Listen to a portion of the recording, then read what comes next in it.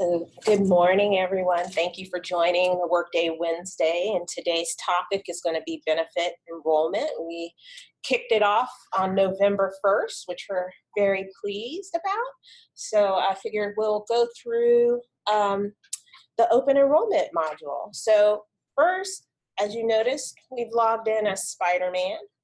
And Spider-Man has an announcement, but he also has inbox task for open enrollment change. And you should have also received an email in your Marymount email that you had an open enrollment task. So you can log in, you can go different ways to the open enrollment module. If you click on the link in the announcement, it will take you there, as well as the open enrollment inbox task. First, I am going to open up the actual announcement, and as you can see, it has a little bit more information. So it tells you that open enrollment is open and that it will end November 30th, and that we actually were having a Workday Wednesday session today, and that the session is recorded. So click on the benefits open enrollment, and it's going to open up your open enrollment module. So you click continue, and you'll see a bunch of tiles. So we have first up our healthcare accounts. So it's medical, dental, vision, health savings account, your healthcare flexible spending account, and dependent care spending accounts. If I'm already enrolled in medical, dental, or vision, these items will continue into the next year if you do not want to make any changes. What we are asking is that you just go in and confirm that these are indeed what you wish to have. But say I want to change, Spider-Man wants to make a change. So you click on Manage, and you'll see the plans available. You can make the box a little bigger, and you'll see how much you're going to pay bi-weekly, and then how much Marymount pays. Okay, so I am going to select, you'll see you have your select and waive. Right now I'm signed up for the HMO, but say I want to make a change and go to the high PPO. And you'll also see on the left, or I'm sorry, on the right, you have healthcare instructions, and these give great news that, you know, the medical, dental, and vision rates did not increase, and in fact, the consumer-directed or high deductible plan actually decreased. So, and we also have links to our medical microsite and the Delta Dental and iMed, and you can click on those. So if this is what you want and you've selected everything you want for medical, then you just confirm and continue. Now say I wanted, oh wait, I meant to add my husband or wife or child. So here you can add dependents, and what's nice is you say okay, and I am going to add Mary Jane, and relationship is going to be spouse, and date of birth is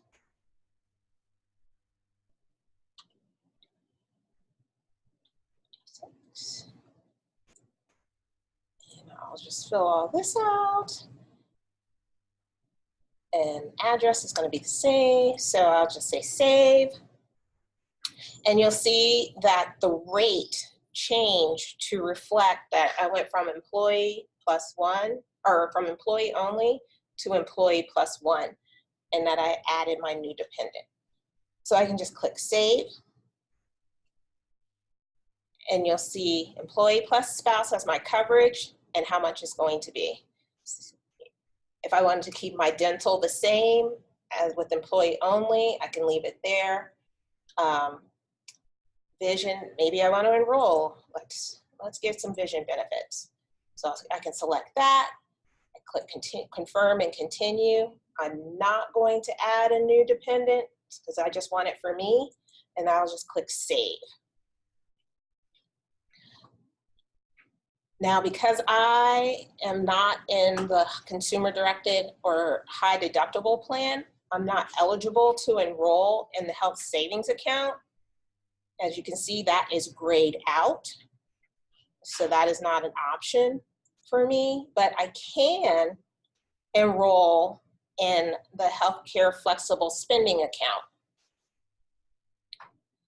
For the healthcare flexible spending account, I just click select, I click confirm and continue, and I can either say how much I want per paycheck or how much I want annually. So say $1,000, and you'll see it updates to what it would be per paycheck. It also tells me right now how much the annual maximum amount is. And right now for the healthcare spending accounts, that amount has not updated. If it does update, we will contact those people involved and give them the opportunity to update the contribution to the maximum limit if that's what they wish to do. Let's see. And then you get a nice little reminder that says, hey, you've updated your healthcare saving flexible spending accounts, but you haven't submitted it yet. So we haven't done anything with this yet to submit. We've just changing elections or reviewing our elections. If you have the healthcare flexible spending account, you have to enroll every year. So this is not a passive roll over into the next year. You have to actively take action in order to enroll in the healthcare flexible spending account and the dependent care flexible spending accounts. Yes. So, any question? Nobody's on? All right. So the next thing I want to share is about insurance and retirement. Okay, the first thing you're going to notice, you have the voluntary employee life, voluntary spouse, voluntary child.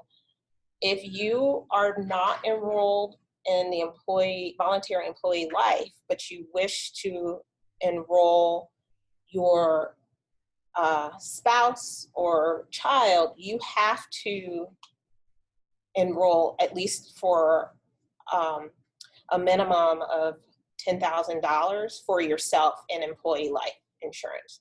So you have to have voluntary employee life in order to enroll your spouse or child. The other thing that you'll notice is we have a 403B, which is your supplemental retirement. Which is pre-tax. We also offer a 403B Roth, which is post-tax. And then we offer, Marymount's contribution to retirement. So it shows the 8%. So even though it says manage for the retirement, you actually cannot make changes to that number. You are looking at the 403B or the 403B Roth in order to make changes. So we're going to go to enroll into voluntary employee life.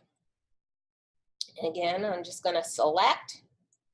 And we have some general instructions telling you what's changing, giving you a little bit more information.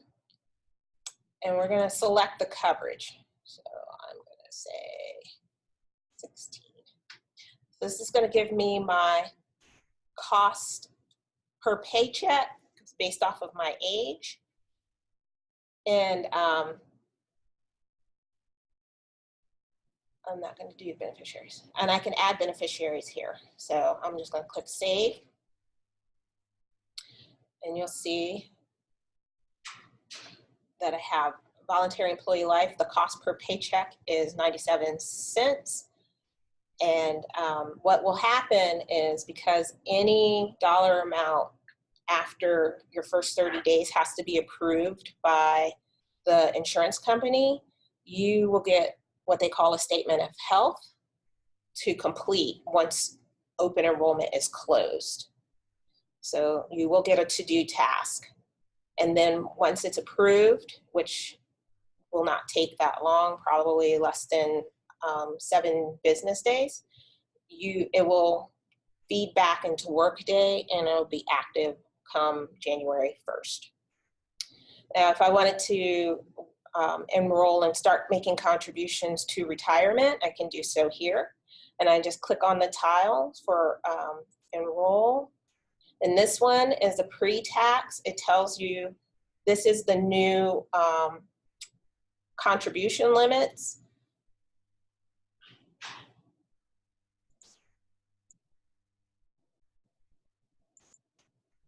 And I'll just select. We can do a percentage.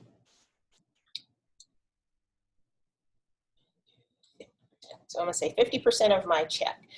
You can do a maximum amount, percentage of 92%. You can't put your entire paycheck into retirement because you do have to pay FICA and Medi, so Social Security. And that's why you're limited to 92%. But you can put a percentage or a fixed dollar amount. So I'll say saved. Again, you'll see that it's 50%. But I also can do some post-tax. So maybe for my post-tax contributions or after-tax contributions, I want to do a fixed dollar amount. And I'll say $50. Let's see. So I am done. So this is what my choices were for retirement. Now with the 403B, even though you can do contributions to pre-tax or post-tax, that amount is limited to the annual contribution amount. So basically, if you're under 50, the maximum that you can contribute to a 403B period, either pre-tax or post-tax for 2020 is going to be $19,500. So that's the maximum for the 403B completely, not maximum for 403B pre-tax, and then another $19,500 for your 403 post. It's the total. It combines both contributions. And even though it looks like you can go in and put, $38,000 into your retirement, you cannot. It actually will be captured on the payroll side, and it'll stop your contributions once you hit that maximum. So that's managed more on the payroll side. So last but not least is additional benefits. And so you'll see we have transportation, which is Smart Trip in this bus or rail. And so you can select where you are taking transit. So you're taking a metro, and you can have it where you have money coming out for parking at the metro stations. So you have a maximum amount. Right now it's $265 monthly. But the other thing that I want to talk about is, we're going to confirm and continue, is, if you want your, if you want to change, like say $10 wasn't enough, I want to make it $50 for the next year. Then I would click save, and that's as simple as that. If you are enrolling in the Smart Trip, we will need you to provide a copy of your Smart Trip card so that we can get the number, but you can email that to us. The other thing I want to point out is there are some benefits. If you look under the additional benefit instructions, there are some benefits that you aren't able to go through Workday to enroll. You would actually enroll directly through their site or by contacting the individual. So those two are Genworth, and with Genworth, you would click to their website and you would get started. Answer these questions, and then you would get started, and that would take you through their enrollment process, because there's questions that you have to answer in order for them to determine how much your premium would be. And then we would get an invoice that tells us what your premium is, and we would set it up through payroll deductions. The other benefit is AFLAC, which offers accident, critical illness, cancer, as well as a couple of other items. And for AFLAC, you would actually need to contact their representative, who's Elizabeth Day.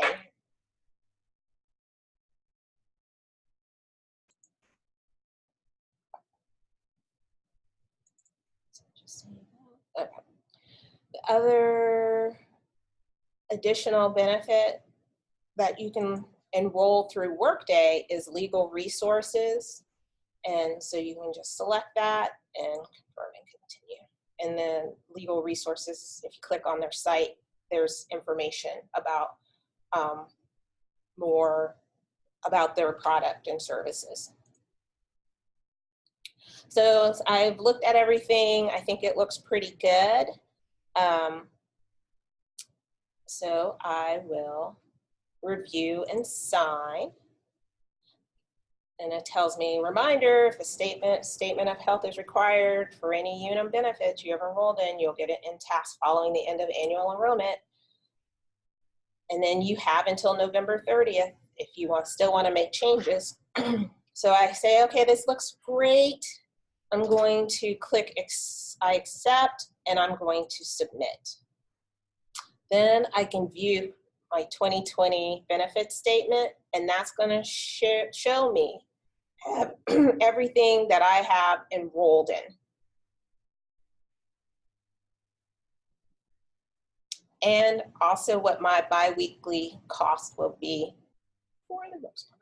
The only thing that is missing is the percentage. That's not going to show because it's calculated based off of your earnings, which is based off of payroll.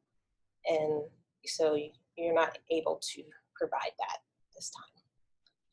And I can also print, if I wish, I can print my statement, and you'll see it's signed by Spider-Man, and it's done. All right, so I'll go back. So you'll notice the announcement is still there, but when I click on the benefits open enrollment, it gives a status of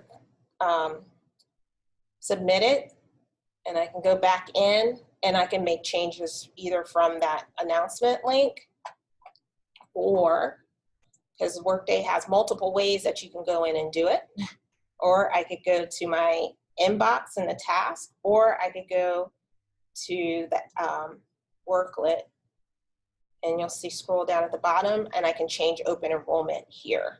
So you have multiple ways. You have until, again, November 30th to make changes. So say everything I'm done kind of with my open enrollment, but I need to update my beneficiaries, because remember you saw for my life insurance, I didn't have any beneficiaries. So if I were to go to beneficiaries, I could say, I need to add a beneficiary. And I could either use it, if I have dependents, I could use it from an existing dependent or emergency contact, or I could create a new beneficiary. So I'm going to create a new one. And I'm going to click on the pencil so I can add the name.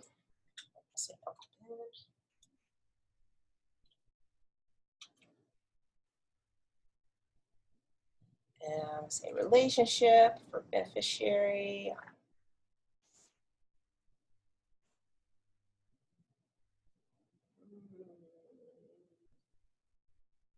say other, and I'll put his date of birth.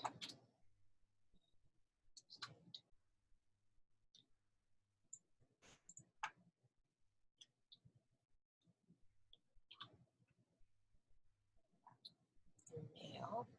And I'll just add an address.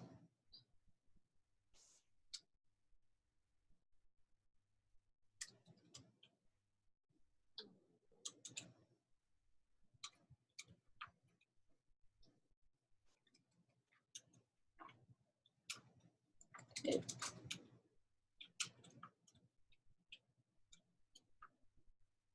Only because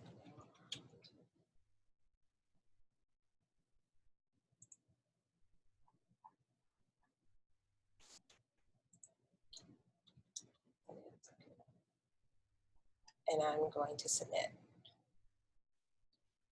So you're like, but it's not assigned to the benefit. Well, now you have a to-do step that will take you so that you can actually add it to your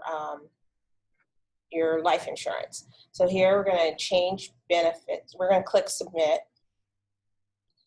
Oops, I'll take that back. So you can do that. I do that. And we're going to actually, because I shouldn't have clicked submit, haha. We're going to go to your profile because I made a mistake. And we're going to click on actions and then change benefits. And under change benefits, I'm going to put change beneficiaries. And I can put select today's date and click submit. And it's going to open. And here, this is like, as you see, it's grayed out, so I cannot make any changes to the actual life insurance products, but I can click continue. And then here is where I would actually add my beneficiaries to those products. So I'm gonna add Uncle Ben. We click the plus sign, and then it says beneficiary persons. And remember, I already created Uncle Ben. And then here I can say I want him to be my primary. If I had 2 beneficiaries or more, then you could add your contingent, so your secondary person. Again, it's just adding the plus sign and then doing the contingent. Or if you were breaking up the percentages so that it was divided between 2 people, 50%. It has to equal 100%, but you can have as many beneficiaries as you wish.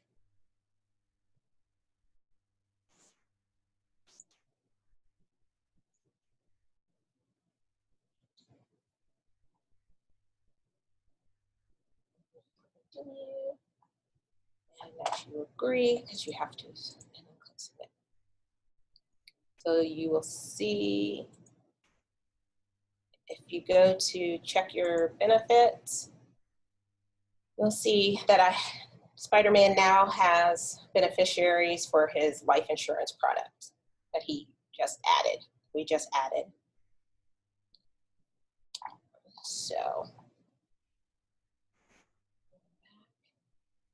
So remember, open enrollment will end November 30th. And after November 30th, you will not be able to make any changes in Workday.